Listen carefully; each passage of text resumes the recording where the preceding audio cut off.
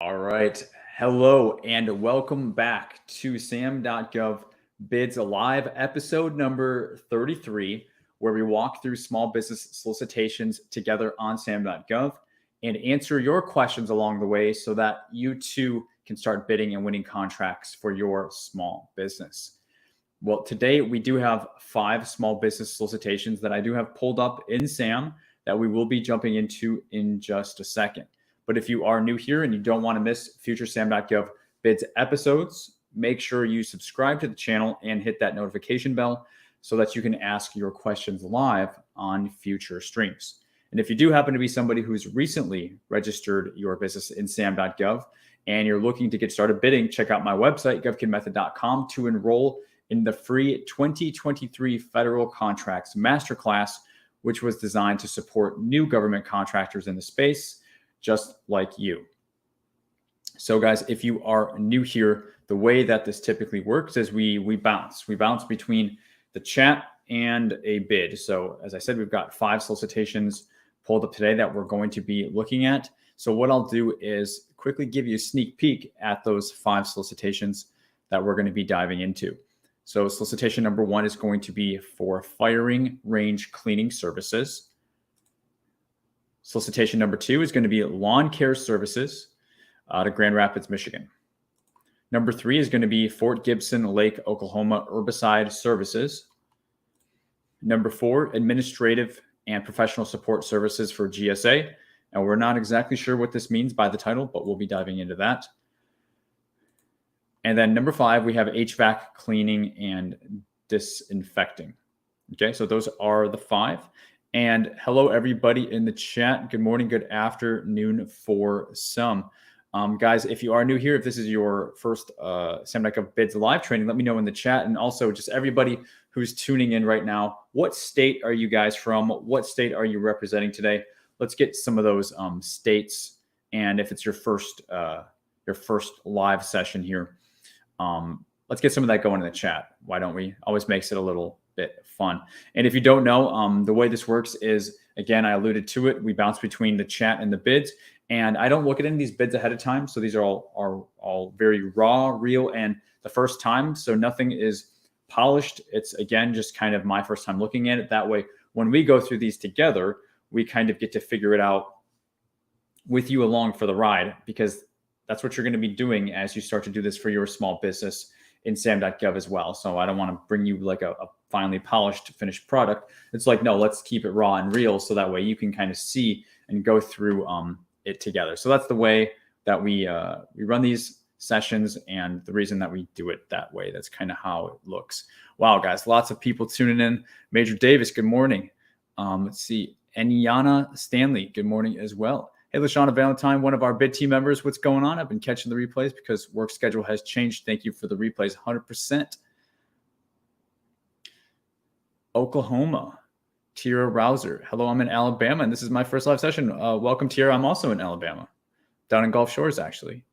Megan Barker out of Tennessee. Lamont out of Arkansas. William Jones, first live from California. Kevin Martin, Florida. Copeland Solutions out of Georgia. And we got Manuel Moreno hanging out with us from LinkedIn out of Houston, Texas. Welcome, first time. Awesome, guys. Awesome. So we're going to go ahead and dive into our first bid. Keep it coming. As you have questions, feel free to share those in the chat, and I'll do my best to get to everybody. We typically do have a good number of questions. So the more clear you can be with your questions, the better chance you have at me giving you a helpful answer, right? So let's go ahead and get started with our first bid, and then after that, we'll come back to the chat. Sound good? Here we go. So firing range cleaning services, solicitation number 1 for today. This is for the Air Force. This bid, let's see here, updated. So this has showed up in my search because this is originally due February 24th, but this has been updated for March 21st. So this is due in about a week. This is small business set aside, however. The place of performance is going to be the Grand Forks Air Force Base out of Nevada. And they have a 562112 hazardous waste collection NAICS code for this. Again, firing range cleaning service. giving us a bit of info here in the listing description. There was a site visit back in February. Looks like there is a couple of amendments as well.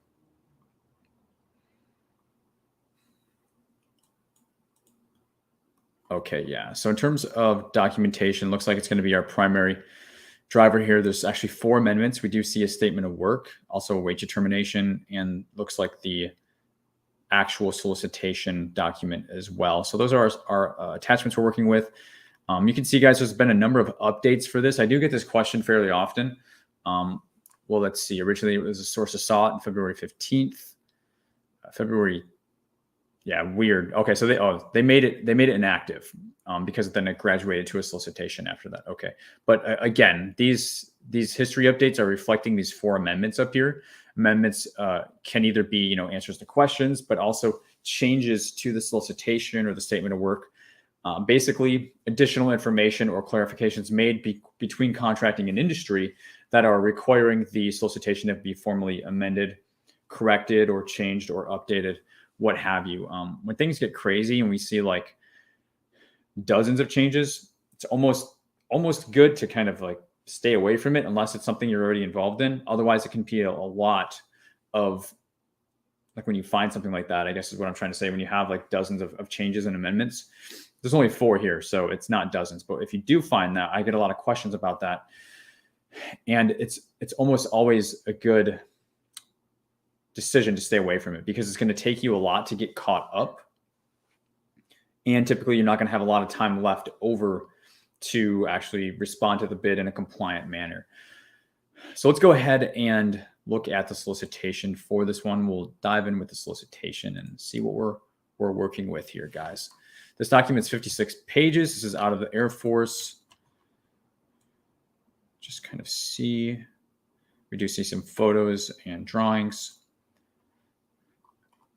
Again, this is a firing range cleaning opportunity, so we're not exactly sure what that entails. The statement of work will more than likely be the biggest help with that. But starting out, we are seeing some of these older dates since this has been amended as such. And again, you have to acknowledge all those amendments. We're hit with our original pricing cleanse, which sometimes are helpful in determining a bit of the scope as well. They're just saying, provide everything in accordance with the statement of work, though. So that's not terribly helpful. We have CLIN 001, but then 1001. So there could be base, could be, I don't know. It's hard to tell if there's base years or option years rather on this. Based off of that, instruction offers here. Quote, yeah, it looks like it's quote only, price only for this. So fairly straightforward. They do want to see photo depictions in your quote. Quote must be valid for at least 60 days. But in terms of your instruction offers, what they want in your proposal, this is extremely short. And again, that's following suit with a true quotation. Evaluation of offers. Most advantageous. First, all quotes will be evaluated for responsiveness, making sure basically technically acceptable. And then based on those that are responsive, those will be ranked based on total evaluated price. Based on that, the government will make a price based on best value for what's fair and reasonable. So it's not going to be a slam dunk lowest price on this because they are, they're putting weight on some of these photos, schematics, and samples in addition to the price. So that already tells us a lot, right? That already tells us how the winning bidder is going to be chosen. It tells us what they need from us in our actual proposal response. In this case, it's primarily a quote. It tells us that it's not going to be going to the lowest bidder. So if we're worried about, people undercutting us, that's not necessarily a concern. Although if they're competitive, they may end up winning it by doing that. So it kind of maps out a good story for us on what's going on with this. Really what's missing is what's to be detailed in those pricing cleanse.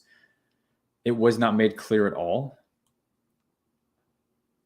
Looks like we got our FAR clauses and reps inserts. So here's a statement of work. I think that was set, attached separately. So we'll check that out too. But granular rubber bullet trap. Work will include visual inspection of the bullet trap, components for wear and damage, compare with the range system's specs. I'm not going to go too heavy into the scope here, guys. It's not as important for what we're trying to accomplish. Period of performance is 30 days, though. So you got 30 days to complete this whole job, which is great, right? Because after 30 days, you bill, you invoice, and then you get paid. Okay, so the sooner you finish the work, the sooner you get paid. That doesn't change.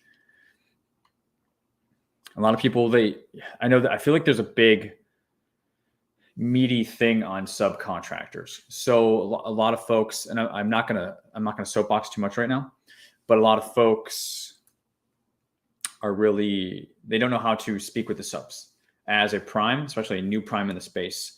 And you have to educate the subs. You have to control. You have to manage. You have to educate subcontractors. And a big thing with subs is you have to make sure that they're okay not getting like paid before they do the work. And here's the thing: most subs are okay with that because they just operate in the commercial space. And I know some businesses may operate that way, but government, it's important that the government doesn't pay you. They do not front you the money. You do the work and then you bill in arrears, you invoice. And so stuff flows downhill. So most pay the subs after they get paid. So it's sort of a paid when paid type of situation. And on contracts like this, where the POP is 30 days or less, well, after you do that, it gets quality controlled by the Corps. Funds are released on the contract, and you are able to invoice and get paid. So it's really not that different. Like, they do the work, they get paid. They do the work, they invoice. So it's not that different, but it's just really important that you're educating and communicating properly with your subs, especially if you're priming these contracts, and especially if you are new. You don't want the sub just assuming things, expecting things, and certainly you don't want them running the show, because they are going to leave you in a world of hurt sooner than later. I promise it will happen. So you have to make sure your first phone call, if you're on Google Maps or you're on Google or whatever it is you use, or how you find subs and you reach out to them, you need to make sure you're educating and controlling that from day one. Okay. So we're hit with these photos. Again, we're looking at cleaning. I don't even know exactly what type of cleaning. I was hoping it would be more apparent.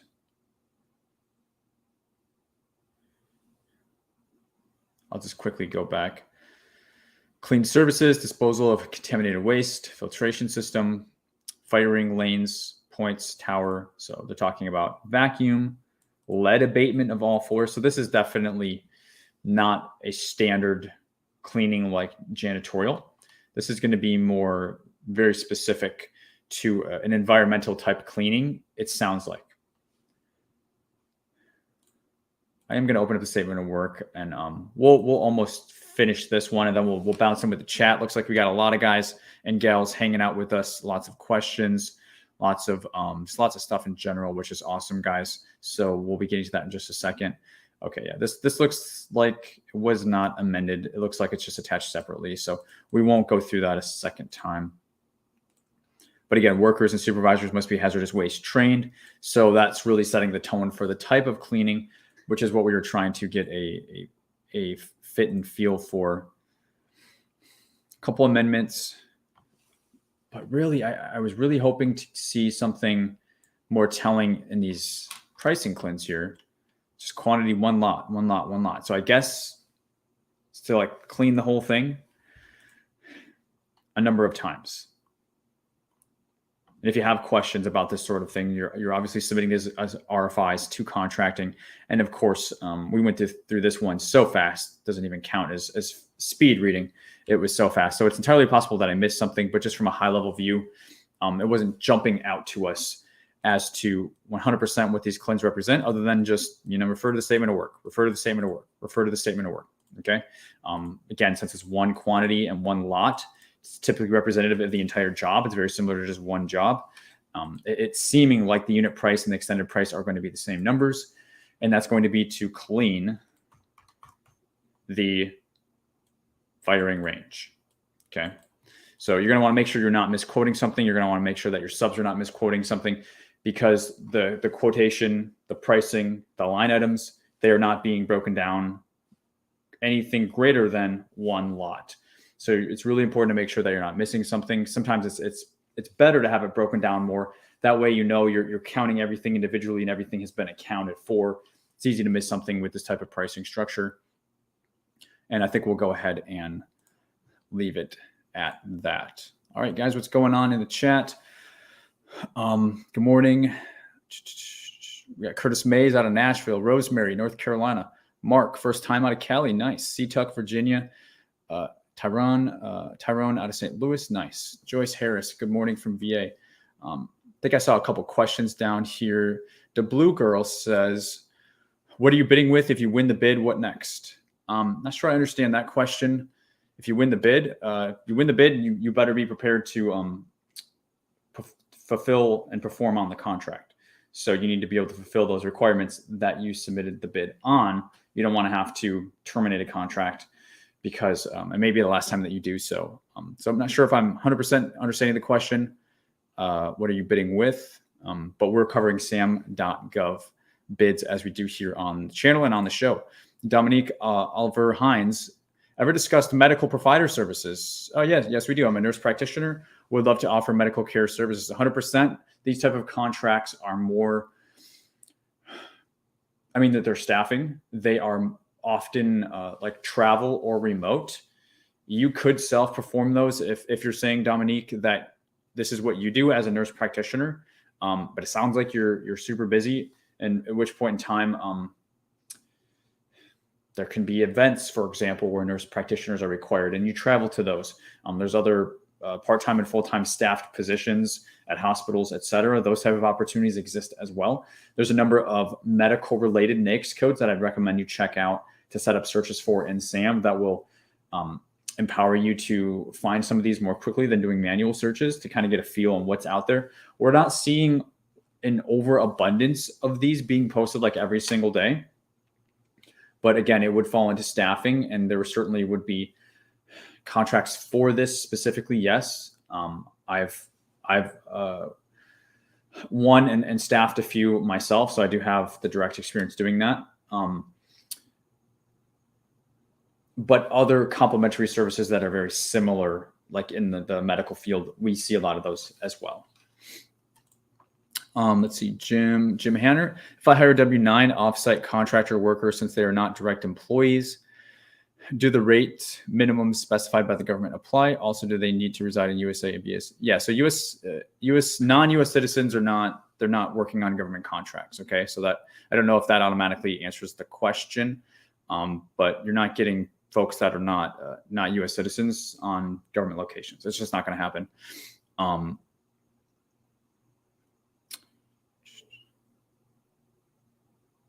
But yes, anyone who is working on a federal contract, it doesn't matter. If you read the wage determination, it's not just full-time employees. It's part-time. And then if you're issuing somebody 1099 or whatever, anybody who is working on a federal contract, if the wage determination is in effect, Davis-Bacon, SCA, those are going to apply because you have to look at it in a realistic situation. If an employee is complaining, or the DOL decides to audit you, they're going to come in and they're going to say, what is your pay based off of? And if it is not based off of those minimums, and then they're going to set what they think those minimums should be. And if you are under those minimums, you're going to have to back pay all that difference, including fringe too. I know that because it happened to the company that we worked for, and we had to pay back hundreds of thousands of dollars of back pay and fringe benefits to employees that were staffed on our contracts. So yeah, like my company, we learned that lesson very much the hard way. So it's just not something that you want to mess around with. But like I said, US citizens kind of trumps that potentially anyways with the question. The Blue Girl, how do you acquire those companies where people are bidding on from you? I don't think these questions are for this channel. Unless I'm misunderstanding something. KJ Frederick, when new to government contracting, should I pay a company to do proposals for bids? I don't recommend that at all, KJ. I recommend that you learn how to do it yourself. It'll cost you $5 to $10K per proposal for most proposals. You can learn to do that for far less. It's just like learn to fish and do it yourself. I do not recommend at all, especially new federal contractors, paying for proposal services to be done for your company. I just don't recommend it. What's going on, Dr. Letitia, one of our bid team members? Thanks for hanging out with us today as well. Reaching higher. Good morning. Does the government request concierge services from programs that service the elderly? Not really. That would be a very niche opportunity. I'm a big believer in an umbrella offering. So if you're going to be that niche, I would have 2 or 3 other niches that you're going to expand to. Otherwise, you're not going to have enough opportunities to go after year round. It's not going to be enough to have a viable government contracting business model that's going to keep you employed. Lamont, can we use staffing agency to middleman nursing contracts, and how so? Depends on the nursing contract. I mean, I don't see a lot of nursing contracts to begin with, so I would start with that problem. I would start with working backwards, again, kind of like the last niche example that we just had. You're not going to build a business off of nursing contracts. Like,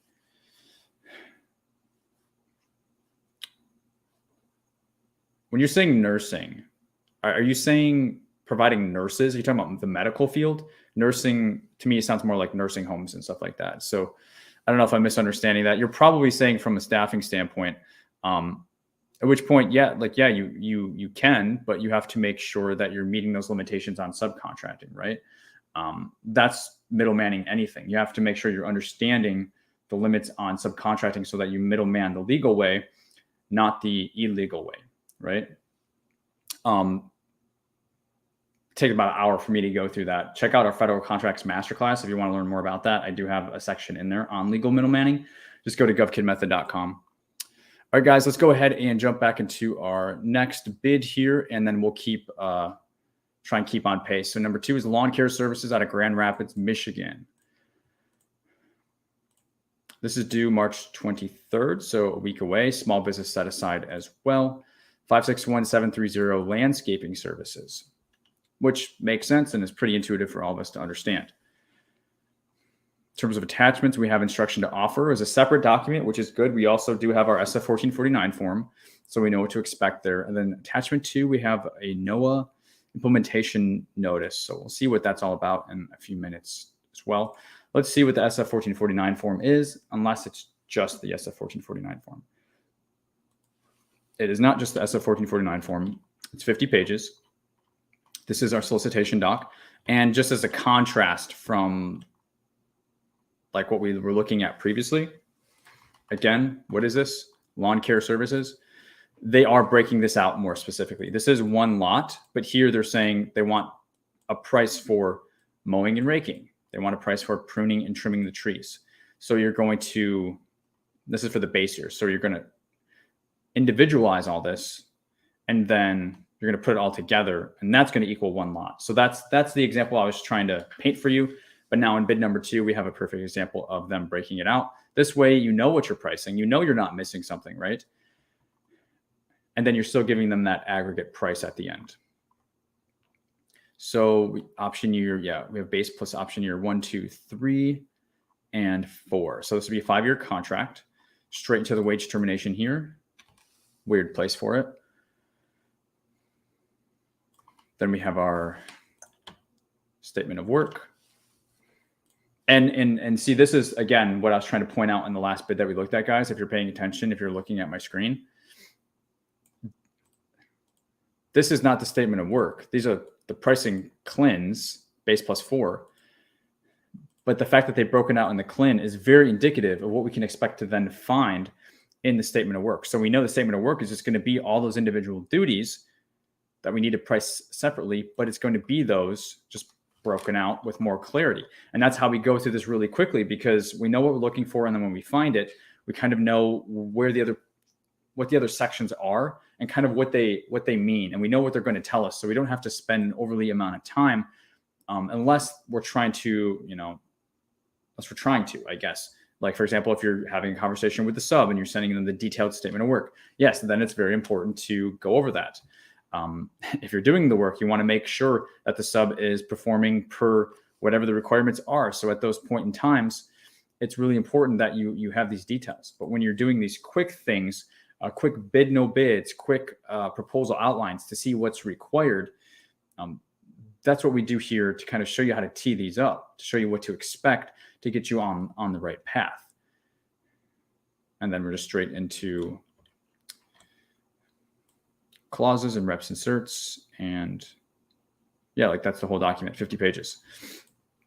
We do have a couple more, like I said, attachments, the instruction to offers. So what did we learn on our last bit? Instruction to offers is, what is it? It is what's required to be compliant in our response. So very, very important thing. One of the first things that I would read, in addition to the evaluation factors. So the saying, the site visit is strongly encouraged, but it doesn't sound like it's mandatory. The following is to be information is to be returned. So print, date, and sign your SF-1449 form. Fill out the pricing. Remember, we saw the base plus those option years. That's what number 2 is suggesting here. There we go. Be registered in SAM. And then filling out your reps inserts. Okay.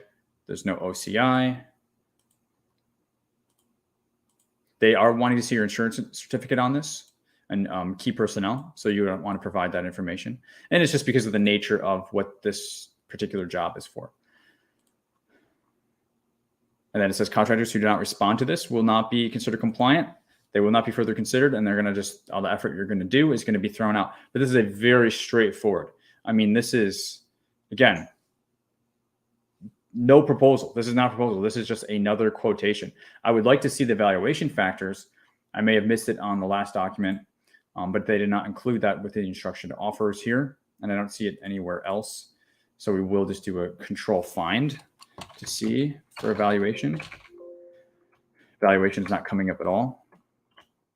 So I would go through this with a second. Oh, wait, is this the right? It's the wrong document. Let's try that again. Okay, so they're saying simplified acquisition. What is simplified acquisition? It's 250K, so we know this is under 250K. The government will issue an order resulting from this RFQ. Again, another RFQ, so now we know definitively they are going best value on this as well, so it will not be lowest price, considering both the price and the non-price factors. They are referencing past performance here, so that's a new thing. We didn't see that. They offers past performance showing work performed on a similar or related contract, so you want to be recent and relevant. And if you don't have any and you're using a sub, you're probably using a sub, so you're using their past performance in this instance. They want a list of 2, but no more than 3 contracts to include names, phone numbers. If you have past government contracts, that's cool, but does not have to be government. And then a brief synopsis of the scope. So a couple of sentences to what the work was. So 2, no more than 3, probably going to be within the last 3 to 5 years is what they're going to be looking for. So that in addition to the price quotation and then filling out that information that they suggested, that's what we're looking at for a compliant response to this. That's how we're going to be competitive. That's how you're going to stand a chance at winning this. Otherwise, you're not going to waste any time even going after it if you don't think you stand a chance. But you do, because, well, did I close it out yet? No. This is a small business set aside. So if you're going to be working with a sub on this, you're going to be doing legal middlemaning. Well, then you're going to work with another small. And you're small, they're small. This is set aside for smalls. This is awarded to smalls. So we're all similarly situated entities. And this is beneath simplified acquisition. So this is actually done 2 times over, 2x middleman on this, because middleman limitations on subcontracting do not apply to those contracts beneath simplified acquisition. So just from that standpoint, you are clear and free to do whatever you want with this particular type of contract based on that dollar threshold. And then secondly, it's overkill because you're probably going to be working with a sub that's a similarly situated entity to you as well. And that's another opportunity to exempt you from limitations on subcontracting, because the money is going where contracting wants it to go. In this case, it's earmarked for total small businesses, and 100% of those funds would be going to a total small business, whether it's you or a sub. So done twice over, legal middleman strategy, no problem on this. So the last thing that you'll be struggling with is that past performance piece that we saw, and also solved because why?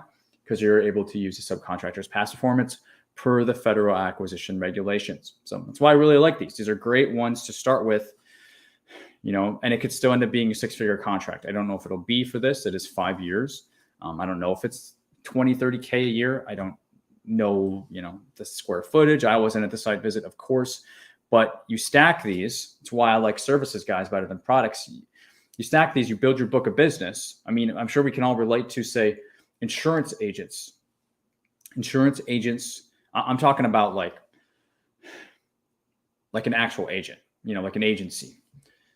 first couple of years, they're maybe not making a lot of money, but as they build that book, that book is so lucrative that by the time it comes to them retire, they sell that book of business. They sell it to another agent or agent they've been mentoring or whatever, because they have all of these year after year after year things built in. That's what I'm trying to say. That's why I love services. You see a base plus 2, base plus 4 contract where you can either legally middleman, or if you're self-performing, that's amazing too. You're just going to be that much more profitable if you're self-performing. But why not add to your strategy to work with subcontractors doing it the right way? And I think that's where most people are kind of getting hung up on it. Because then you can build that book of business. Okay, you're not going to get rich the first couple of years doing government contracting. Like, you're not, unless it's a very large contract. But still, like, that's not going to happen for 99% of you guys. But after 5 to 10 years of building this type of book, like an insurance agent, it can be extremely, extremely lucrative, profitable. And it's something that you're managing and you're growing, and your past performance just goes gangbusters. It gets easier to win contracts. You become more competitive on your offers as you learn how to price stuff. Like I said, you have really strong past performance. You have past performance with government, contracts. Now the chicken and the egg problem is solved once you kind of get in. And like, that's what I like to see happen for you guys. And that's what we're focused on in our bid team. But just for everybody who, watches the live shows too, it's still the same mission. It's still the same process. It's just, the difference is how much support are you able to get? How much of a proven process, things like that. Bid team, we're meeting twice a week. So we're very involved with our bid team, small businesses. YouTube, I kind of get to it when I can. And obviously I can't look at your bids on YouTube. I can't look at your proposals on YouTube like I do inside of our bid team. So huge difference between what we're able to support you with. But like I said, the mission is still the same. And for those of you, this is your first session, or you're new to the space, just letting you know, I know I'm totally soapboxing right now, but letting you know, what is the opportunity? Why is this such a big deal? Why has government contracting been around for so long? Why does it not go away? We're really about the services. So, all right. So totally soapboxing there. But hopefully it's dropping some knowledge for you guys, some value. If you're getting value from this today, guys, can you smash the like button for me, please? Can you hit that like button? Let me and the algorithm know that you're enjoying this. And then also, if you're not subscribed and you're watching this, what are you doing? Definitely subscribe so you don't miss out on future episodes if you are enjoying this, and hopefully you are. Okay, let's answer some questions. Let me see if I can pick up where I left off.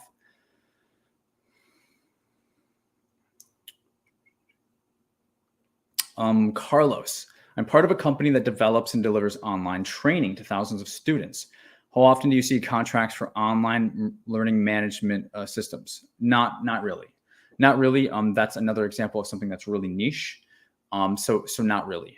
There is training, and so that would be like your umbrella. It could be other training, maybe even coaching. I'm trying to think, executive leadership, things like this that the government's buying, that we do see posted on SAM.gov, so that when you total all those together, you have an umbrella that kind of look like that, professional information training type umbrella. And if you do see some sort of LMS, honestly, for like the software itself, I don't really, it's extremely niche to try and find like an LMS software contract. But I was just looking last week at a contract for like deliverables, training deliverables. These things need to be printed, created, maybe not created, maybe the government's creating them, but printed, shipped, and delivered. And then in addition to that, a virtual training needs to accompany that for a period of time, as well as options as well. So that's kind of the government's flavor and take on something similar to that.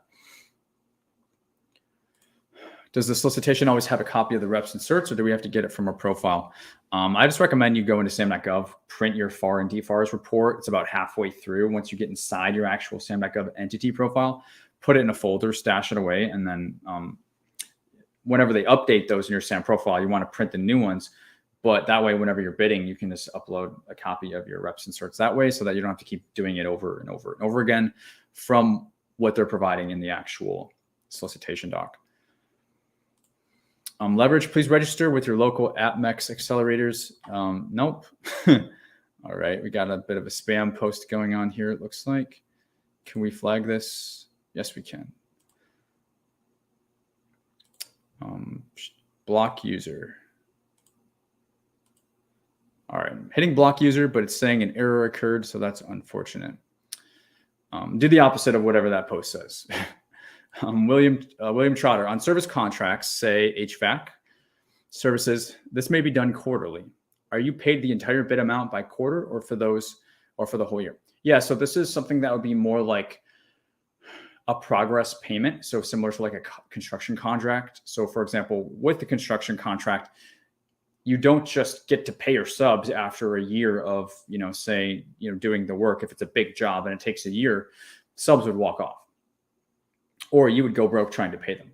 So the government releases funds on construction contracts, say, based on what are called progress payments. So milestones are met and then released. This example of HVAC servicing, it would be per servicing that you would be allowed to invoice. I'm 99.99% sure that's how contracting would structure it. It's very common sense when it comes with the payments. Okay, they're not out to like screw you guys over. Okay, so if it's something that wouldn't make sense doing it a certain way, then they're probably not going to do it that way, because no small business would be able to accomplish that financially, right? So yes, if it's quarterly, then extremely likely it's when you finish the quarterly job, they're going to QC it, approve it, release the funding. You're paid. If you're working with the HVAC sub, they're getting paid, and then you do it again in 3 months. Okay, so that's good news, hopefully. Rain says, how do I know how much to bid? Well, if you don't, then you shouldn't be doing it. So here's the thing, guys. Like if you're going to bid on something, you have no idea how to price it, you shouldn't be doing it, because that means you're pricing something. I'm not being facetious when I say that. If you're going after something that you don't know how to do it, or if you're working with a sub that doesn't know how to do it, then you shouldn't be going after it. That's reckless. Like I don't want to see you get in a tough spot. So if you don't know how to price it, and the sub doesn't know how to price it, then don't do it. If you're working with the sub will know how to price it. You have to share the statement of work. They go to the site visit, et cetera, depending on what type of contract it is, right? Probably services. They should know how to price it, right? But if you're relying on yourself to price it, you don't know how to price it, then you shouldn't price it. We can't go from like 0 to 10 here. We have to go from 0 to 1. And when it comes to like margins and profit and all that sort of stuff, how do you price that? You want to do it based on what's competitive in the commercial space, because it's not that, oh, the government has a magic number or the government has big pockets, so let's try and make extra because it's the government. No, that's not the case at all. What matters is the competition you're going up against. If you've been paying attention to the last couple of bids that we looked at, for example, we read the instruction to offers, and if we can find the valuation factors, like the last 2 we looked at, it's best value, right? So you're technically acceptable first, and those who made that cut, then it's going to be whose price is fair and reasonable. So it's based off of the competition. And that's exactly how the commercial space works. It's all based on competition. Competition does not just go away because it's the government space, because you could literally be competing with your same competitors in the commercial space as you would with the federal space. So you have to be competitive in your margins as well. That doesn't mean you're only making 5% though, because is that what the competitive margins are in the commercial space? For most services, heck no, it's not 5%. You know what I'm saying? So I think we make it harder for ourselves than we have to. Or if we just have no knowledge, then like we need to start somewhere. We need to get some knowledge so that we have something to stand on. So it's either one of those two building block situations, I would say. And Iana, is there a template for responding to RFQs online? Not really. I mean, every bid is different, so you kind of have to tailor your proposal or your quote. I mean, not kind of. You absolutely need to tailor if it's a quote or if it's a proposal. It's going to change for every single bid. There is no like, here's the template, and now you can just do 30 of them. If you do that, you won't be compliant. So the template has to change every single time. You need to learn to read before you can write, so that you can extract that key information and make your template match what the new requirement is or how different it is from bid to bid to bid. So you really need to develop that skill first in order to do that. We have, for example, a number of proposal templates in like our bid team program, for example, but these are pieces of templates. Like we don't give you an entire template because, as I just said, that would not be the right thing to do. So we give you pieces to plug and chug so that when contracting says, hey, we need a staffing plan, boom, here it is. Or we need past performance tables, Boom, here it is. This way you can assemble and build intelligently so that you're compliant. If anybody ever tries to straight up give you a 100% finished proposal template or quote template and say just use this for federal government contracts, you should not listen to them. And as a matter of fact, you should run far, far away from them because they have no idea what they're doing. So it's like a beginner question. So I'm answering it truthfully so that you don't go seeking something like that, because you're going to find problems, because you could probably find it if you do that. I used to separately offer proposal templates, but again, they were not like a start to finish thing. They were pieces so that you could assemble it yourself. And people didn't really understand that because people want it to be too easy. It's not that easy. You have to learn how to do this stuff. And so I stopped offering it separately from what we do in Bid Team nowadays. Hopefully that answers. How can I take advantage of micro purchases? Would not do that, Frank. Learn to bid, my friend. Stick to SAM.gov. Micro purchases, they are not posted on SAM.gov. In order to take advantage of those, you're going to have relationships, or you're going to have to do a lot of boots on ground marketing.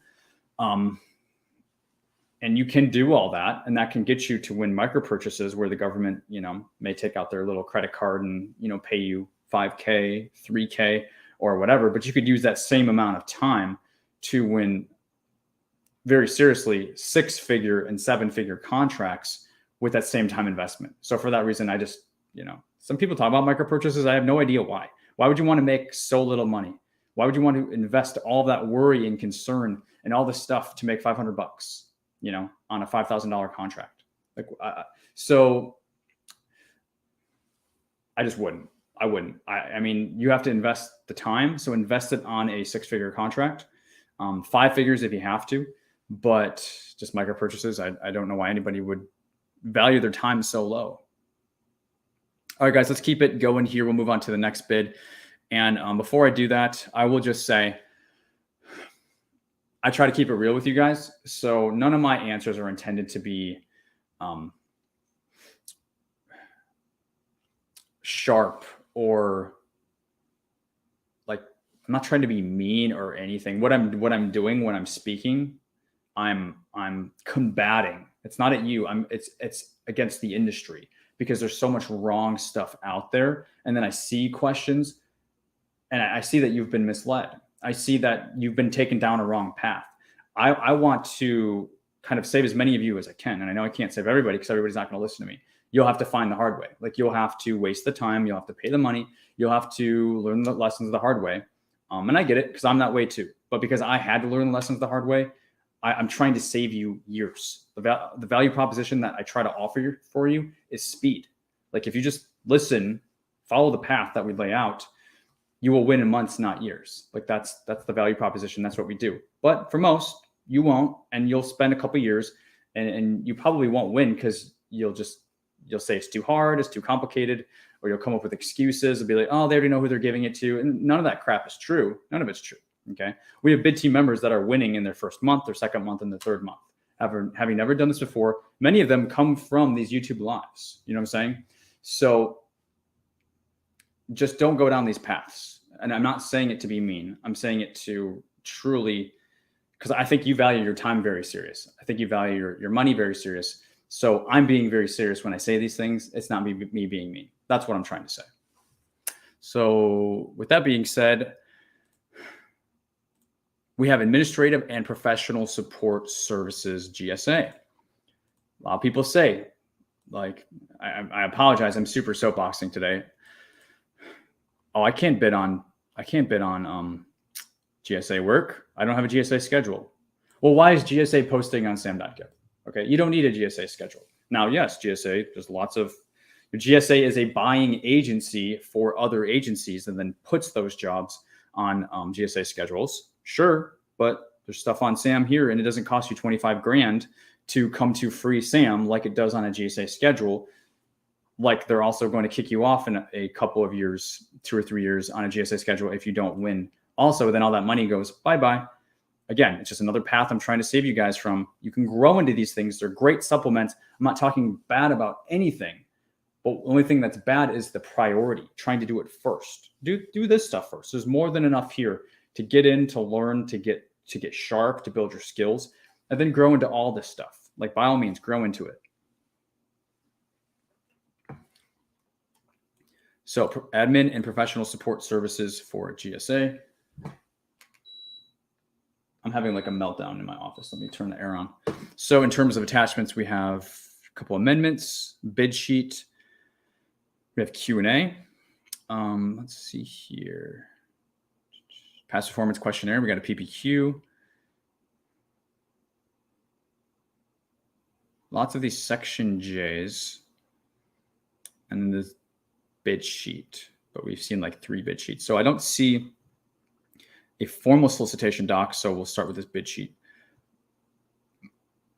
which happens to be an Excel worksheet. So this is going to be a staffing contract. And this is the base period. And this is option period. So this is a sizable staffing contract. We've got admin assistants, architects, contract specialists, data analysts, program coordinators, realty technicians, facility managers. So probably intimidating to most small businesses, but any small business that's got a contract or 2 under their belt, this may be something that is extremely worth going after. We have different locations. We got St. Louis, Topeka, Omaha, Des Moines, Kansas City. And then we have base plus option 1, 2, 3, and 4. So any of our more veteran staffing companies, I mean, dig into this more. But there is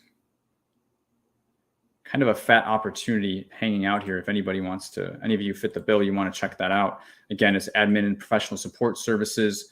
It's going to be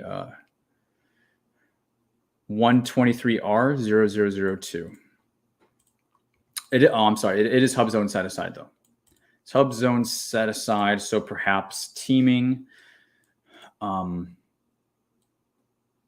perhaps teaming partners, because I know not a lot of people are qualified for the hub zone. But if anybody is, I mean, this is heck of an opportunity. I'm going to open up just a few of these random attachments. We don't have a formal solicitation document to go through.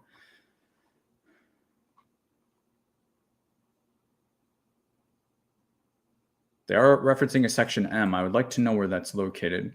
Section M is evaluation factors. Okay, we've said that today. That's section M. And then instruction to offers is section L. So if you ever see section M, section L being referenced in order, that's how they're supposed to be put in the solicitation, even though they are not always. It's supposed to go instruction to offers first, then evaluation factors second, L, and then M. And technically it's A through M, right? A, B, C, D, E, F, G, like all those are in there. So here's our solicitation doc. This is not going to kick off until the start of October.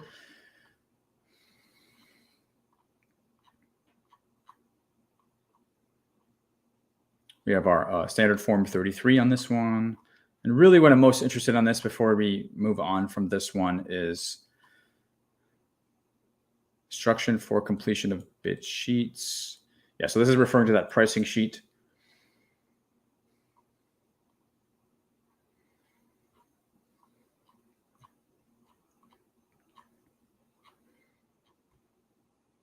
They're breaking out the labor categories and stuff. Yeah. So they give you the qualifications for each labor category. So that's going to be fairly lengthy, and all the different locations, like we saw, like half a dozen different locations. So we'll do a quick scroll to try to find. So that's K, JK.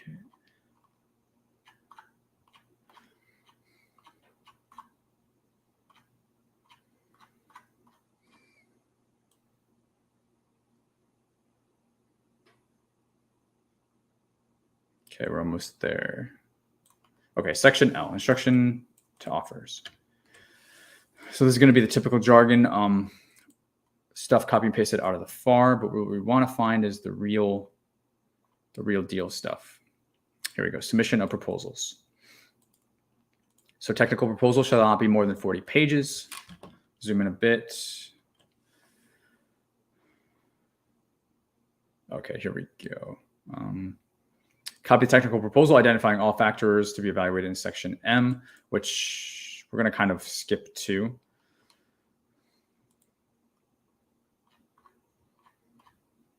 Because oftentimes section M, the evaluation factors are going to tell us what we need to put into our section L. Section L is supposed to tell us, but if section M, if that is our report card, it's how we're being graded, we want to make sure we are working like line by line, side by side with how we're going to be graded, so that is very clear to contracting to find, so that it's a well-organized proposal. It's easy to find, because if they can't find it, or if there's a lot of fluff in there, it's going to detract from just your overall score more than likely. Worst case, they can't find certain things, and then you're not going to be compliant that way too. So we want to give them exactly what they're asking for. So they've broken down 6 factors. That's how we would want to organize our response. Automated web-based timekeeping system, work experience, virtual oversight plan, professional compensation packages, qualifications and experience, and past performance. So these are our 6 technical factors. So that 40-page not to exceed, this all will have to fit into this. And I don't see why you would not break out those 40 pages into these 6 different factors, just being a total mirror copy to the way they've organized it. Make it super easy for them. Same with your table of contents, just mirror those same headings. Price evaluation is going to be best value trade-off with price and technical factors. Of course, it's not going to be price only.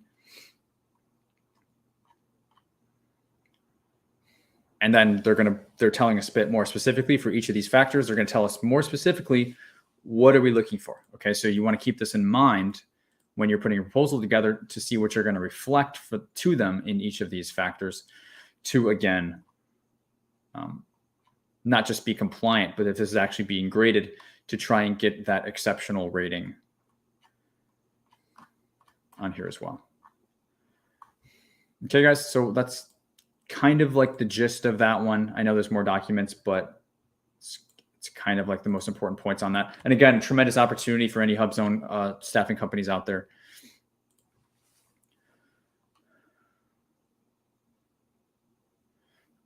See, Ant Caruso says, submitted my first quote yesterday. Awesome. Congrats, Ant. Might as well have been an RFP packet, multiple volumes, cave statement, CLIN tables, et cetera, about 40 pages. Nice. Good for you. And you're going to be able to build on that and use that and continue to add to that. And if you are able to say, have a proposal debrief, get feedback on what was good, what needs to be beefed up, then that's going to make you even better. And that's the goal, to get better and better every time. But you can't get better and better every time if you don't jump in the deep end, if you don't start doing this, to have at least something to work with in terms of raw material to then improve upon over additional submissions. So good work on you. Congrats.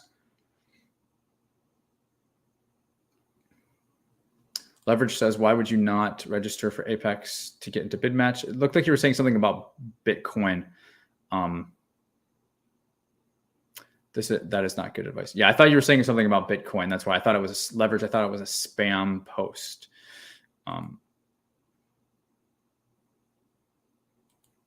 Yeah, so SAM.gov it's free. I highly recommend that you learn how to use it. If you don't like the user interface of SAM and you want to use a paid software, there are many out there. So definitely compare the pricing. I don't know anything about the one that you're referencing, so I can't say if it's good or bad. But the one advantage to using a paid software is if you're wanting to do city, state, local contracts, which I don't talk about on the channel.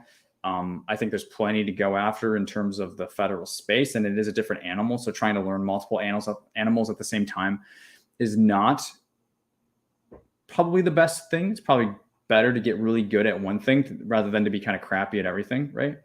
But if you are a company who is doing city, state, local, SAM.gov does not give you any of that information. And it can be cumbersome to get that information from the PTAC or to register to multiple procurement sites. So again, if you are looking for a paid software, make sure that they are tying in the localities if that's something that you're wanting. Because at the very least, for the money that you're spending, you need to make sure that that's being given to you all in one place. Definitely. Lynn Anthony, I'm an executive recruiter. Can I go into Subnet to find contractors to see if they need assistance with staffing. Subnet it's not great. I mean, you can try, but I don't think you're going to have a lot of luck. If you go and look at Subnet, it's not widely used a whole lot. I tell everybody, if you want to be like the Amazon of government contracting, create a third-party website like an Angie's List that's connecting those who are looking for work and those who are working or providing work, and connect those two, because there's not a good place for primes and subs, or for this matter, staffed employees and recruiters to match when it relates to the federal government space. Like, and there's a couple of people who have tried, or I think there's a couple of sites out there. They pretty much are, they're not used widely enough. And I think that's the biggest problem to be helpful.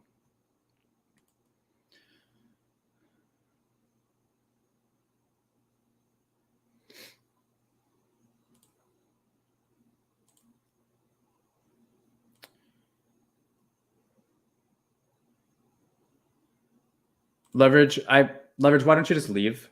Like, leave. Okay. You're not welcome here. It's not letting me block you, but if I could block you, I would. I don't appreciate the attitude. So just leave. You're not welcome here. Miss Asha, where do you find the last contract for the last project? You can go to fpds.gov.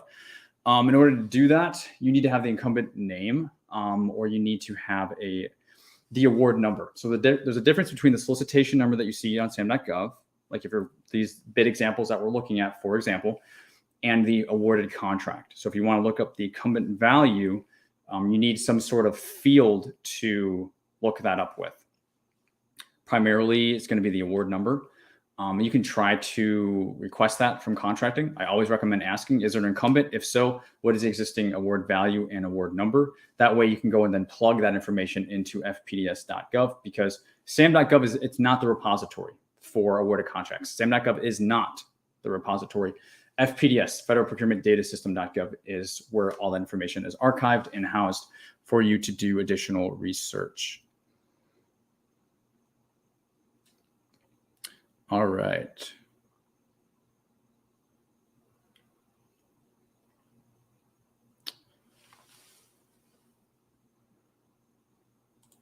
And it says, whatever you do, don't follow the people pushing the middleman method like it's so easy. Lots of nuances in it.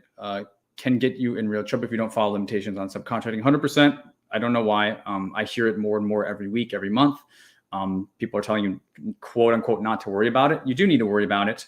You need to become like an expert at it. So don't legally middleman if you're not an expert at it. It's not worth it. And I've been called a fear monger for telling people that for years now, but it's just part of being in the space, I guess. Dr. Carrie Rowe, what if you were interested in starting a consultant, but no specific biz industry? I guess it depends on a consultant for what? Consultant for government contracts, or consultant to those who want to do government contracting. Lots of people seem to want to be a GovCon consultant. Again, it's another thing that's being thrown out in this space. Be a GovCon consultant when you know nothing about government contracting. That's just as risky. So I would not recommend that if you don't know anything about it. If you want to be a consultant to the government, you can build your offer around that. Again, it's going to have to be a bit of an umbrella, because there's different types of consulting that the government would buy. And from what I've seen in my experience, it is going to be more around the training, the leadership, executive, that type of area. Those are the type of consulting, services, executive coaching, things like that. That the government is buying on SAM.gov. So if that is your area of expertise and you kind of wanted to branch into an umbrella offer as a consultancy to the government, you're not going to be doing it all yourself. You would need to expand probably. But I would see an opportunity with that, if that's what you're referring to. Sebastian says, your content is so useful. Thank you. 100%, Sebastian. I try to keep it real for you guys. My ADD kicks in reading that, for sure. What is the best way to find personnel for the staffing bid? Just like you would in the commercial space. You can go to Talent Recruiter, you go to Indeed, Monster, and then you post the job as if you have it. That's how you attract talent, because when they submit resumes, And then if you find somebody you're interested with, you have a phone conversation with them, you get a letter of intent from them, then you can include that in your proposal response, right? So that's kind of the process in the staffing space, which is pretty much exactly what you would do in the commercial world. Reaching higher, do you offer training regarding how to start a staffing agency that provides? No, I don't. I don't offer any training as it relates to like starting or operating a business. My training is 100% on bidding and winning on SAM.gov. So we teach service industry small businesses to get started bidding and winning contracts. That way, the return on your investment is worth it. Because if you're not winning contracts, you're not bidding, you're not gonna have anything to show for it. If I were to like take an investment to help you set up a staffing company, but then you don't make any money on it, then that's just a loss, right? So I only try to offer training that is directly related to you making even more money. That way it's kind of like a learn how to fish thing, and then you can catch as many fish as you want. That's what makes the most sense for me nowadays. Dominique, how does one reach your office for appointments? You can just go to my website, govkidmethod.com. Our one offer is Bid Team. So you'll see a tab for Bid Team there. And my calendar is right on there. Actually, my team's calendar. So you could schedule time to learn more about Bid Team if it's something that you're interested in becoming part of, joining our Bid Team. You'll see the calendar on the Bid Team tab on my website. All right, cool, guys.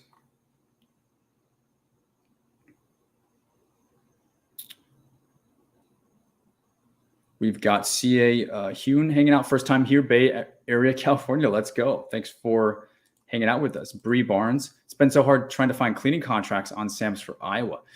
Bree, it can be hard for looking at geographic. I do recommend that you open it up to the country.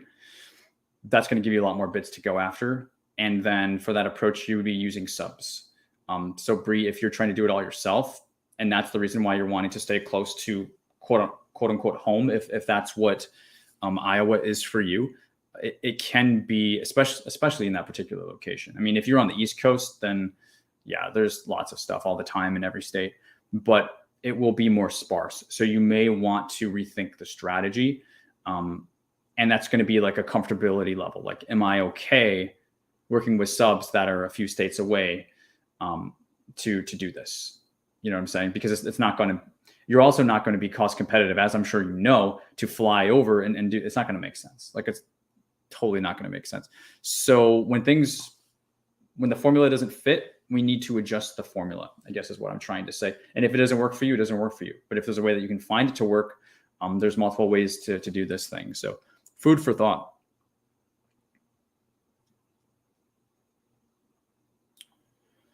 Dale K says, what about resellers? I'm just not big on products. Products are very low margins. I mean, you can go on Unison Marketplace, just very low margins. It's the rat wheel, lots of burnout. You're bidding on 50 to 100 bids, and you may win a couple, make a little bit of money. Again, kind of like the earlier question with micro purchases. If you value your time highly, I just don't understand going after opportunities where you're not going to make that much money. Now, if you're reselling millions and millions of dollars, then okay. I just haven't seen a whole lot of that, to be honest. It's just like war dogs, guys, like those. It's not, you know, there's companies out there that do that, but they are very established. Okay. And it took them a while to get there. It's not something you're going to be doing year one or year two. And it's a long road to get to that point. So, and that road, you may not make it down because it's very cutthroat. The margins are very slim. And again, in the same amount of time, after 2, 3, 4 years, if you put in that same effort into services, honestly, less effort, because you're going to be bidding on so fewer opportunities and winning more because the competition is arguably lower and the margins are higher, you would just have so much more to show for it. So just giving my honest opinion, certainly, if you've had different experience, you have a contact, you have a relationship. Lots of people say they've got a buddy who's doing a thing, you know, go for it. But, you know, like, let me know how it goes, you know. Proceda Barry, my experience is in baking, balancing, etc. Are there any contract jobs relating to the baking industry? Not really. Would not recommend building a niche. It's too niche. I would recommend building out an umbrella of other services. So if you wanted to get into accounting, legal, you would probably say those have nothing to do with banking. Then I would say, well, it's up to you. It's up to you if there's opportunity here or not. Then you would need to expand.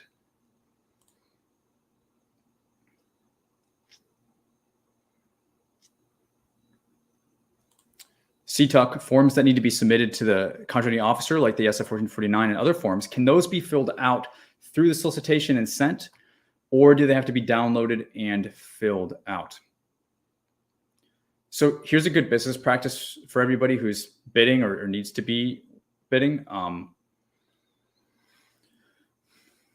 You want to download all of those attachments from SAM and put them in a folder.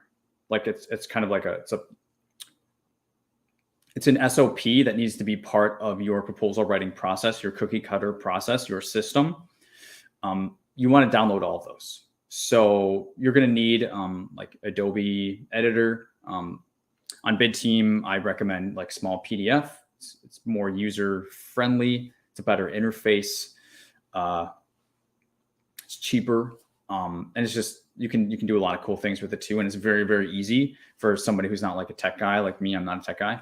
So I recommend small PDF for that reason, so that you can, print, date, and sign, type in the pricing cleanse. And if you're filling out the reps inserts and whatever else you have to do on the actual forms, if you're filling out a PPQ or whatever, it makes it extremely easy. You can also extract pages. So say it's like a 100-page solicitation document, and you need the first 2 pages for the SF 1449 form. And then there's like 8 pages of pricing cleanse after that. So you want to grab those first 10 pages or 18 pages or whatever it is.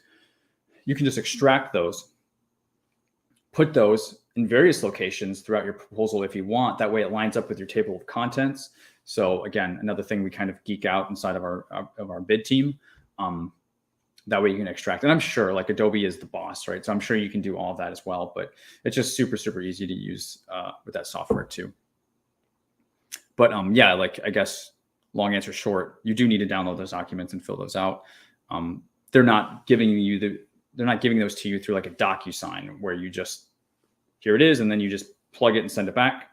You'll need to like be emailing it to them. So you have to fill it out first.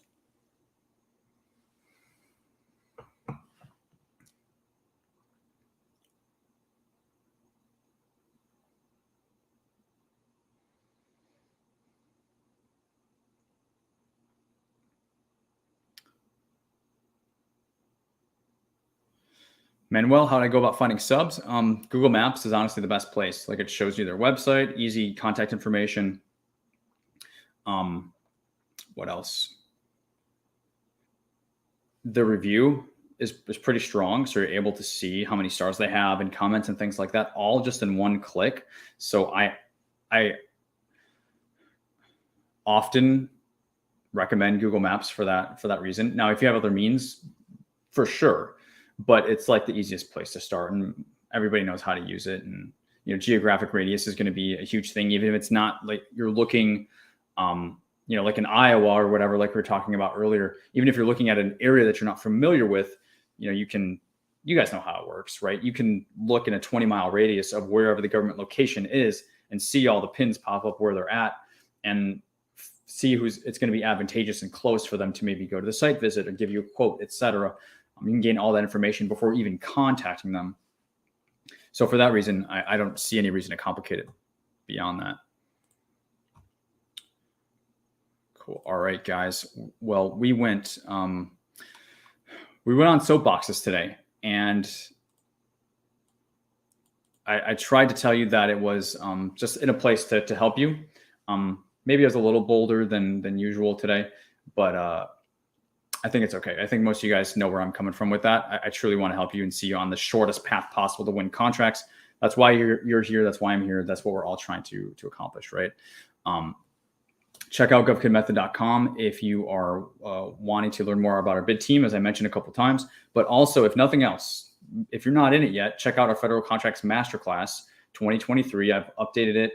We have an amazing Google Sheet going on where I continue to update lots of great information from the questions that I've got asked over the years. So that's like an insane amount of value as it is.